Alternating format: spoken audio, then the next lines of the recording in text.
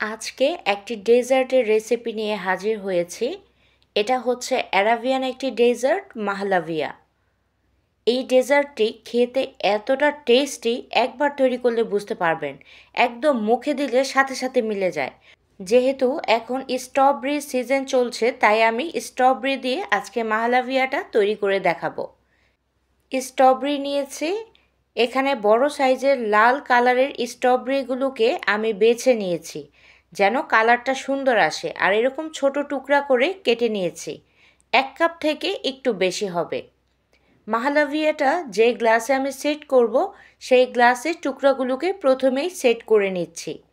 3টি গ্লাসে সপরিমাণে স্ট্রবেরিগুলোকে দিয়ে সাইডে রেখে দেব। তারপর 2 কাপ পানি চুলায় বসিয়ে দিয়েছি, আর দিয়ে দিলাম 1/3 কাপ পরিমাণ চিনি। এর মধ্যে দিয়ে দিয়েছি 1/3 কাপ পরিমাণ রুয়াবজা। একটু নেড়ে চেড়ে ভালো মতো মিশিয়ে নিচ্ছি। মেশানো হয়ে গেলে সামান্য পরিমাণ ফুড কালার এখানে অ্যাড করছি, লাল কালারের ফুড কালার যেটা, এটা দেখা সৌন্দর্যের জন্য কালারটা যেন খুব লাল আসে। চিমটি পরিমাণ দিয়ে নেড়ে চেড়ে আবারও মিশিয়ে নিয়েছি। 2 টেবিল চামচ পরিমাণ কর্নফ্লাওয়ার 1/3 কাপ পরিমাণ পানির সাথে মিশিয়ে রেখেছিলাম। একটু নাড়াচাড়া করব আর আস্তে আস্তে এটা অ্যাড করে দেব। আস্তে আস্তে দিতে থাকবো আর মেশাতে থাকবো। যখন এরকম ঘনত্ব চলে আসবে তখন আমি এটা নামিয়ে নেব।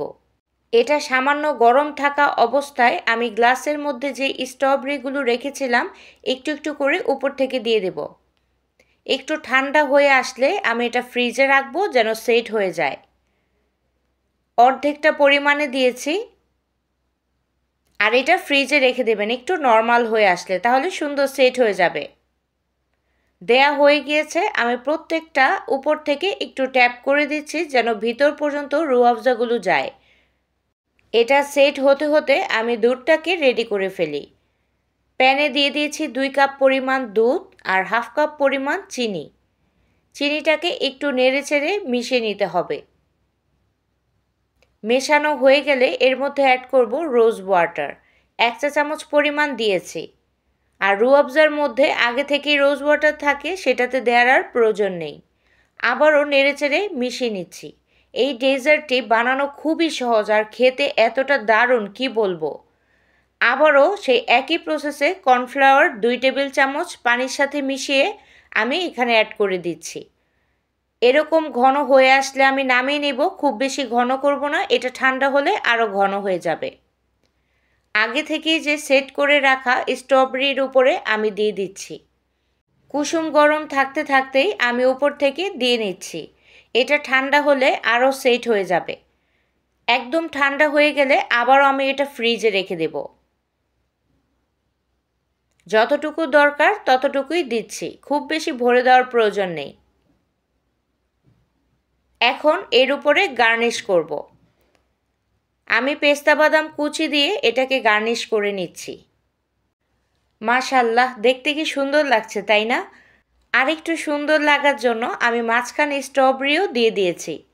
যেহেতু এটা স্ট্রবেরি মাহলাভিয়া, আপনারা যে কোনো ফল দিয়ে এই মাহলাভিয়াটা তৈরি করতে পারেন। বাসায় যেই ফল থাকে, আমের সিজনে আম থাকলে বা যে কোনো আপেল, কলা, আপনাদের ইচ্ছে অনুযায়ী ফল দিয়ে মাহলাভিয়া তৈরি করতে পারেন। আমি একটু আমার দর্শকদের খেয়ে দেখাচ্ছি। সবটা মিলিয়ে খেতে হবে, তাহলেই টেস্টটা ভালো আসবে।